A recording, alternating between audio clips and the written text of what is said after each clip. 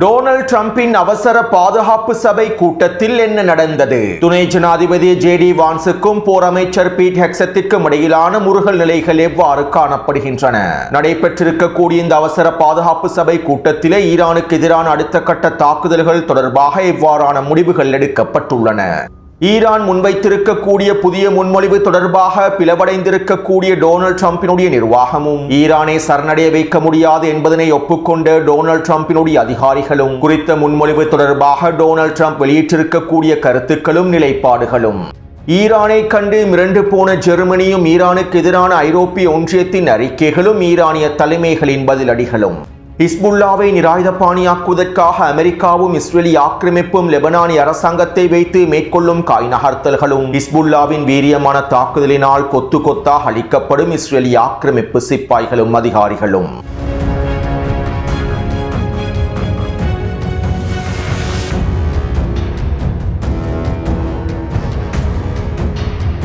இது ஈரான் அப்டேட்டினுடைய 119வது காணொலியாகும். நேற்றிரவு வெளியிட்ட காணொலியை பார்வையிடாதவர்கள் கீழே இருக்கக்கூடிய லிங்கினை பயன்படுத்தி குறித்த காணொலியை முழுமையாக பார்வையிடுங்கள். லெபனானிலே இஸ்ரேலி ஆக்கிரமிப்பு மேற்கொள்ளக்கூடிய தாக்குதல்கள் தொடர்பாகவும் தெற்கு லெபனான் பிரதேசத்திலே இஸ்ரேலி ஆக்கிரமிப்பு அமைக்கப் போகும் மஞ்சள் எல்லை பிரதேசங்கள் தொடர்பாகவும் ஹிஸ்புல்லா இராணுவத்தினை நிராயுதபாணியாக்குவது தொடர்பாகவும் அமெரிக்க ஊடகவியலாளர்கள் அமெரிக்க வெளியுறவுத்துறை அமைச்சர் மார்க்கோ ரூபியோவிடம் கேள்விகளை எழுப்பியிருந்தார்கள். இதற்கு அவர் இவ்வாறு பதில் வழங்கியிருந்தார். லெபனானிய களத்தில் அமெரிக்காவினுடைய இஸ்ரேலினுடைய மிக முக்கியமான நோக்கம் ஹிஸ்புல்லா இராணுவத்தினை நிராயுதபாணியாக்குவதுதான். மேலும் ஹிஸ்புல்லா இராணுவத்தினை நிராயுதபாணியாக்குவதற்காக இருக்கக்கூடிய ஒரே ஒரு வழிமுறையாக லெபனானிய அரசாங்கத்தையும் லெபனானிய அரசு இராணுவத்தையும் பலப்படுத்துவதே காணப்படுகின்றது. ஹிஸ்புல்லாவுக்கு எதிராக தாக்குதல்களை மேற்கொண்டு ஹிஸ்புல்லாவினுடைய ஆயுதங்களை கைப்பற்றி ஹிஸ்புல்லா இராணுவ வீரர்களை கைது செய்து ஹிஸ்புல்லாவை முழுமையாக நிராயுதபாணியாக்கக்கூடிய ஒரு அரசாங்கத்தையும் ஒரு தேசிய இராணுவத்தையும் உருவாக்க வேண்டும். தற்போதைய லெபனானிய அரசாங்கத்தையும் லெபனானிய அரசு இராணுவத்தையும் இதனை நோக்கித்தான் நாங்கள் நகர்த்தி கொண்டிருக்கின்றோம். இஸ்ரேலினுடைய மிக முக்கியமான நோக்கமும் இதுதான். லெபனானிய அரசாங்கமும் லெபனானிய அரசு இராணுவமும் ஹிஸ்புல்லாவினுடைய ஆயுதங்களை கைப்பற்றி ஹிஸ்புல்லாவினுடைய நிதி மூலங்களை முழுமையாக தடுத்து நிறுத்துமாக இருந்தால் ஹிஸ்புல்லாவை இலகுவாக நிராயுதபாணியாக்கிவிட முடியும். மேலும் இதற்கான அழுத்தங்களை வழங்கக்கூடிய அனைத்து வேலை திட்டங்களையுமே அமெரிக்காவும் இஸ்ரேலும் மேற்கொண்டு வருகின்றது என அமெரிக்க வெளியுறவுத்துறை அமைச்சர் மார்க்கோ ரூபியோ தெரிவித்துள்ளார். அத்தோடு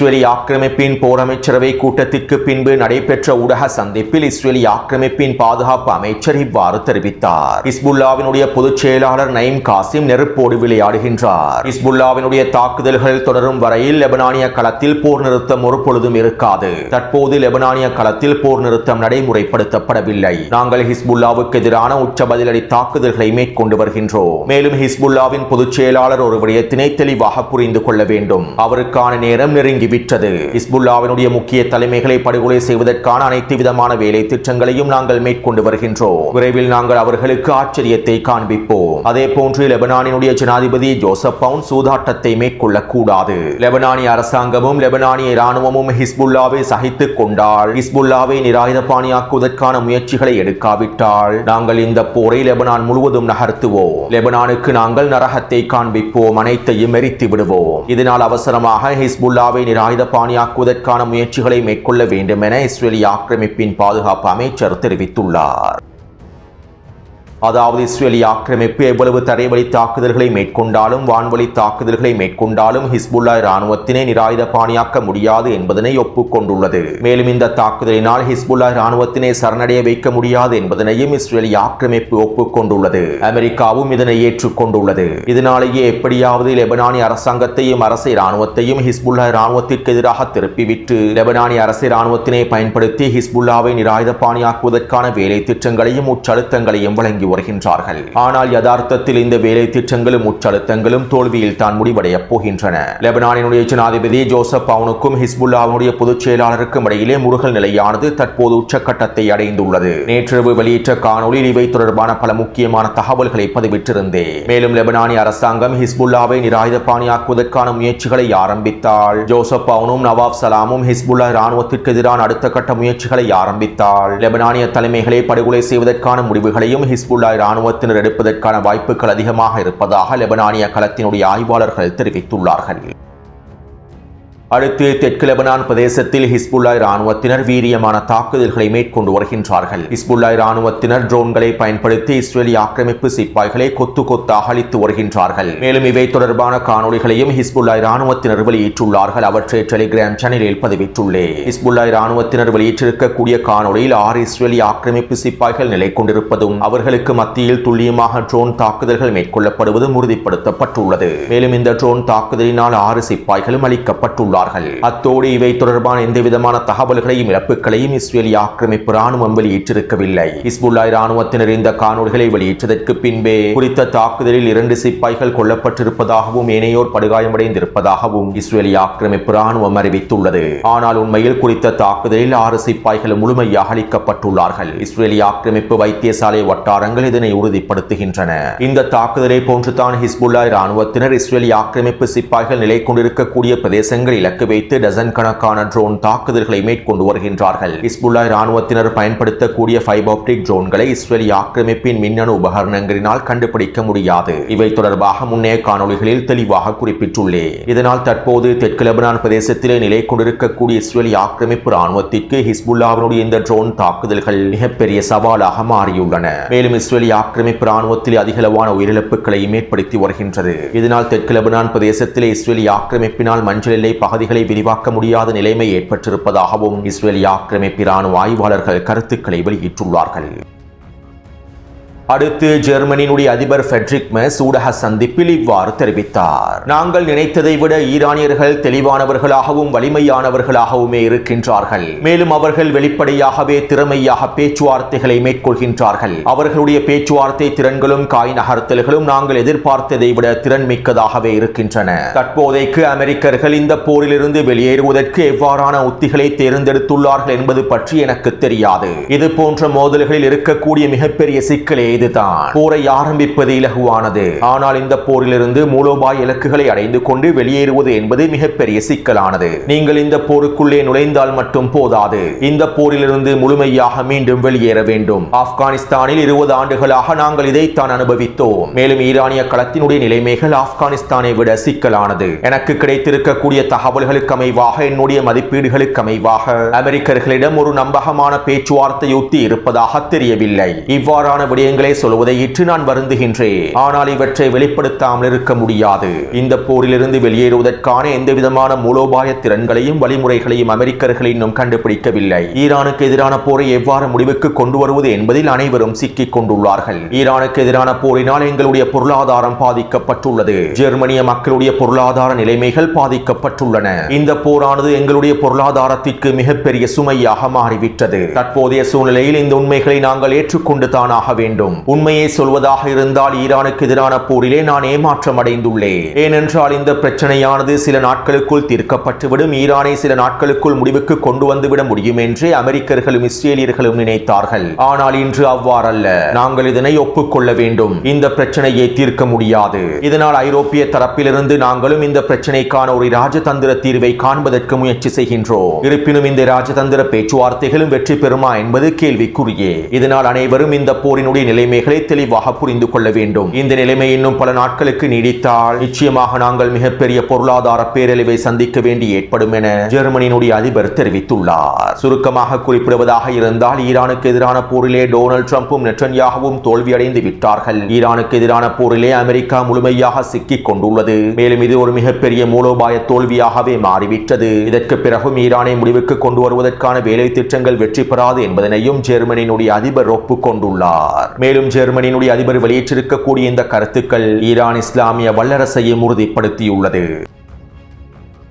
அடுத்து ஈரானின் வெளியுறவுத்துறை அமைச்சர் அப்பாஸ் அரக்சியும் ரஷ்ய அதிபர் புட்டின் அவர்களும் கலந்துரையாடல்களை மேற்கொண்டிருந்தார்கள். குறித்த பேச்சுவார்த்தை தொடர்பாக நேற்றிரவு வெளியிட்ட காணொலியில் தெளிவாக குறிப்பிட்டிருந்தேன். மேலும் கிட்டத்தட்ட 3 மணித்தியாலங்களுக்கு மேலாக ஈரானிய வெளியுறவுத்துறை அமைச்சருக்கும் ரஷ்ய அதிபர் புட்டின் அவர்களுக்கும் இடையில் பேச்சுவார்த்தைகள் மேற்கொள்ளப்பட்டிருந்தன. இந்த பேச்சுவார்த்தைகளை தொடர்ந்து நடைபெற்ற ஊடக சந்திப்பில் ஈரானிய வெளியுறவுத்துறை அமைச்சர் இவ்வாறு தெரிவித்தார். பிராந்திய பிரச்சனைகள் தொடர்பாகவும் அமெரிக்கா மற்றும் ஜியோனிஸ் ஆக்கிரமிப்புக்கு எதிரான போர்க்களம் தொடர்பாகவும் அடுத்த கட்ட பொருளாதார பொருளாதார நகர்வுகள் தொடர்பாகவும் ரஷ்ய அதிபரோடு பல முக்கியமான பேச்சுவார்த்தைகளை கலந்துரையாடல்களை மேற்கொண்டிருந்தேன். அமெரிக்காவை எதிர்கொண்டு ஈரானிய மக்கள் காட்டிய உறுதியையும் இந்த சமமற்ற நியாயமற்ற போரிலே ஈரானியர்கள் பெற்றுக் கொண்டிருக்கக்கூடிய வெற்றியையும் ரஷ்ய அதிபர் புட்டின் அவர்கள் பாராட்டியிருந்தார். அமெரிக்காவுக்கு எதிராக ஈரான் மேற்கொண்டு வரக்கூடிய வேலை திட்டங்களையும் ஈரானியர்களுடைய உறுதியையும் கண்டு ஒட்டுமொத்த உலகமும் திகைத்து போயுள்ளது என்றும் ஈரானினுடைய திறன்களை கண்டு திகைத்து போயுள்ளது என்றும் ரஷ்ய அதிபர் புட்டின் அவர்கள் தெரிவித்திருந்தார். மேலும் இந்த போரின் போது முழுமையான ஆதரவை வழங்கியிருக்கக்கூடிய எங்களுடைய ரஷ்ய நண்பர்களுக்கு நாங்கள் நன்றிகளை தெரிவித்துக் கொள்கின்றோம். தற்போது ஏற்பட்டிருக்கக்கூடிய புதிய சூழ்நிலைகளுக்கு கீழும் ரஷ்யாவுக்கும் ஈரானுக்கும் இடையிலான மூலோபாய வேலை திட்டங்களும் ஒப்பந்தங்களும் தொடர்ச்சியாக மேற்கொள்ளப்படும். மேலும் நாங்கள் ஒன்றிணைந்து அடுத்த கட்ட நகர்வுகளையும் மேற்கொள்வதற்கு தயாராகவே இருக்கின்றோம் என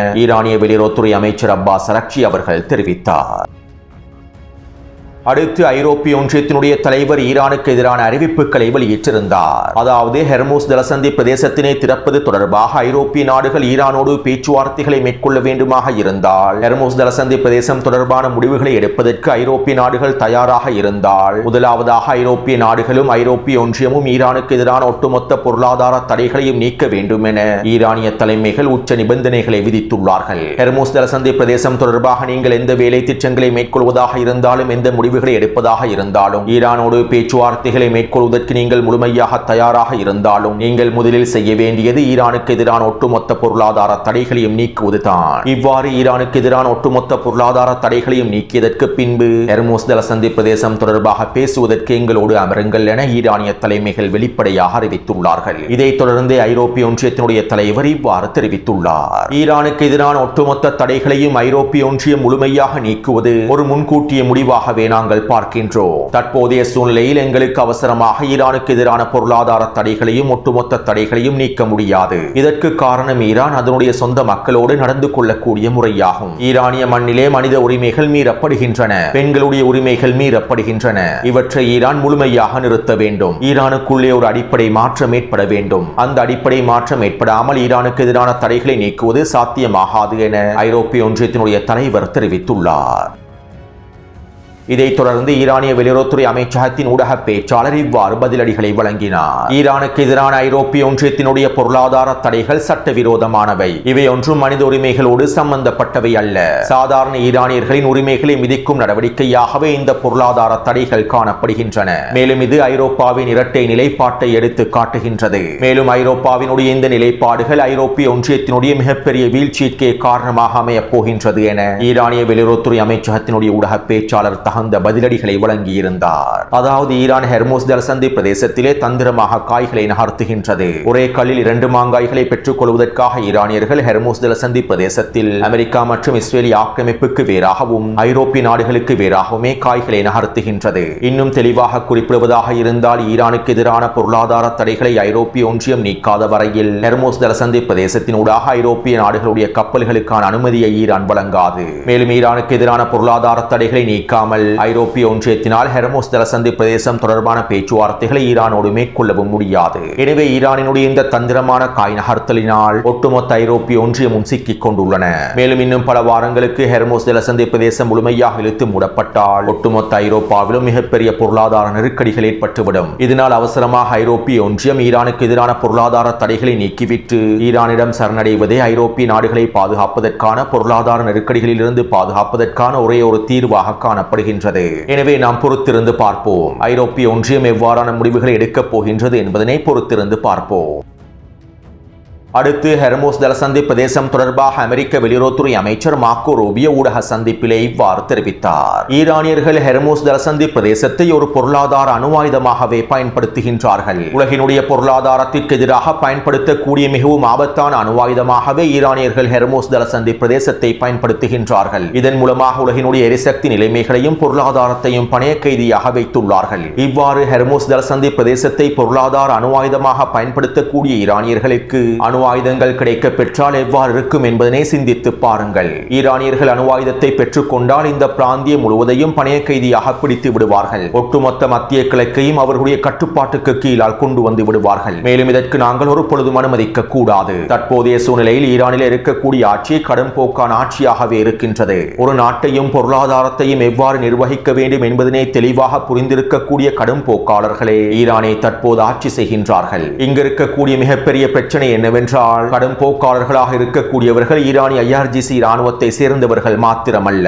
நாங்கள் நினைப்பதை விட ஈரானுக்குள்ளே கடும் போக்காளர்களுடைய வட்டமானது மிகப்பெரியது. ஈரானிய மக்களும் கடும் போக்காளர்களாகவே இருக்கின்றார்கள். மேலும் அவர்கள் புரட்சிகரமானவர்களாகவும் செயற்படுகின்றார்கள். மேலும் ஈரான், ஹமாஸ், ஹிஸ்புல்லா, ஈராக் எதிர்ப்பு குழுக்கள் என அனைத்து தரப்பினருக்கும் இவர்களுடைய புரட்சியை ஏற்றுமதி செய்கின்றார்கள். காசாவிலே ஹமாஸுக்கு தேவையான அனைத்தையும் வழங்குகின்றார்கள். ஹிஸ்புல்லாவை பலப்படுத்துகின்றார்கள். ஈராக் எதிர்ப்பு குழுக்களை வலுப்படுத்துகின்றார்கள். அவர்கள் ஈரானை மாத்திரம் ஆதிக்கம் செலுத்த விரும்பவில்லை. இந்த பிராந்தியத்தை முழுமையாக கட்டுப்படுத்த விரும்புகின்றார்கள். பிராந்தியத்திலிருந்து இஸ்ரேலை அழிப்பதற்கு திட்டமிடுகின்றார்கள். இதனால் நாங்கள் ஈரானுக்கு அணு ஆயுதத்தினை கொடுக்க முடியாது. அணு ஆயுதத்தினை பெறுவதிலிருந்து ஈரானை தடுத்து நிறுத்துவதற்காக நாங்கள் செய்ய வேண்டிய அனைத்தையும் செய்துதான் ஆக வேண்டும் என அமெரிக்க வெளியுறவுத்துறை அமைச்சர் மார்க்கோ ரூபியோ தெரிவித்துள்ளார். இவ்வளவு காலமாக வீராப்பான கருத்துக்களை வெளியிட்ட மார்க்கோ ரூபியோவினுடைய தற்போதைய கருத்துக்கள் ஈரானுக்கு எதிரான போரிலே அமெரிக்கா மிகப்பெரிய சிக்கலுக்குள் தள்ளப்பட்டுள்ளது, ஈரானினுடைய நிலைப்பாடுகளை உடைக்க முடியவில்லை என்பதனையும் உறுதிப்படுத்துகின்றது. இன்னும் ஒரு விதத்தில் குறிப்பிடுவதாக இருந்தால் ஈரான் இஸ்லாமிய வல்லரசினுடைய தாக்கத்தினால் மார்க்கோ ரூபியோவும் தற்போது பாதிக்கப்பட்டுள்ளார். அடுத்து நேற்றிரவு டொனால்ட் ட்ரம்பினுடைய தலைமையில் அவசர பாதுகாப்பு சபை கூட்டம் நடைபெற்றிருந்தது. இந்த பாதுகாப்பு சபை கூட்டத்திலே அமெரிக்க கூட்டுப்படைகளுடைய தளபதி, அமெரிக்க இராணுவத்தினுடைய தலைமை அதிகாரி, அமெரிக்க மத்திய கட்டளை தளத்தினுடைய தளபதி, துணை ஜனாதிபதி, வெளியுறவுத்துறை அமைச்சர் மற்றும் போர் அமைச்சர் ஆகியோர் கலந்து கொண்டுள்ளார்கள். மேலும் இந்த பாதுகாப்பு சபை கூட்டத்திலே துணை ஜனாதிபதி JD வான்ஸுக்கும் போர் அமைச்சர் பீட் ஹெக்ஸத்திற்கும் இடையில் முரண்பாடுகள், முருகல் நிலைகள் ஏற்பட்டிருப்பதாக தெரிவிக்கப்படுகின்றது. ஈரானுக்கு எதிரான போரிலே பென்டகன் துல்லியமான மதிப்பீடுகளை வழங்கவில்லை. அமெரிக்க ஏவுகணை கையிருப்பு வலுவாக இருக்கின்றது என்கின்ற கூட்டுக்கள் உறுதிப்படுத்தப்படவில்லை. தாய்வான், தென்கொரியா மற்றும் ஐரோப்பாவோடு சம்பந்தப்பட்டிருக்கக்கூடிய மோதல்களின் போது மிகப்பெரிய தாக்கத்தை ஏற்படுத்தக்கூடியது. போர் அமைச்சர் பீட் ஹெக்ஸட் டொனால்ட் ட்ரம்பை திருப்திப்படுத்துவதற்காகவும் டொனால்ட் ட்ரம்ப் கேட்கக்கூடிய விடயங்களை மாத்திரமே வழங்குகின்றார். டொனால்ட் ட்ரம்பினுடைய விருப்பத்திற்கமைவாக, டொனால்ட் ட்ரம்பினுடைய ஆர்வத்திற்கமைவாக போர் அமைச்சர் செய்திகளையும் தகவல்களையும் பரிமாறுகின்றார். விநியோகங்களும் கையிருப்புகளும் பாதுகாப்பாக இருப்பதாகவும் தேவைக்கு அதிகமாக இருப்பதாகவும் இந்த வேலை திட்டங்கள் வெற்றிகரமாக நடைபெற்று வருவதாக கூறி வந்தாலும் அமெரிக்காவினுடைய ஆயுத கையிருப்பில் கணிசமான அளவு பயன்படுத்தப்பட்டிருப்பது தெளிவாகின்றது. மேலும் ஈரானிய இராணுவத்தினுடைய திறன்கள் முழுமையாக அளிக்கப்பட்டதாக கூறினாலும் ஈரான் அதனுடைய இராணுவ திறன்களில், ஏவுகணை திறன்களில் பெரும் பகுதியை தக்க வைத்துக் கொண்டுள்ளது. இவை தொடர்பான துல்லியமான தகவல்களையும் பென்டகன் பகிர்ந்து கொள்ளவில்லை. இதனால் அவசரமாக ஈரான் தொடர்பாகவும் அமெரிக்காவின் ஆயுத கையிருப்புகள் தொடர்பாகவும் பென்டகன் ஒரு துல்லியமான தகவல்களை வழங்க வேண்டும் என அமெரிக்க துணை ஜனாதிபதி JD வான்ஸ் நேரடியான கருத்துக்களை வெளியிட்டிருப்பதாகவும், இதைத் தொடர்ந்து JD வான்ஸுக்கும் போர் அமைச்சருக்கும் இடையில் முருகல் நிலைகள் உச்சக்கட்டத்தை அடைந்திருப்பதாகவும் அமெரிக்க ஊடகங்களே செய்திகளில் குறிப்பிட்டுள்ளன. அத்தோடு இந்த பாதுகாப்பு சபை கூட்டத்திலே ஈரானினால் முன்வைக்கப்பட்டிருக்கக்கூடிய முன்மொழிவு தொடர்பாகவும் கலந்துரையாடப்பட்டுள்ளன.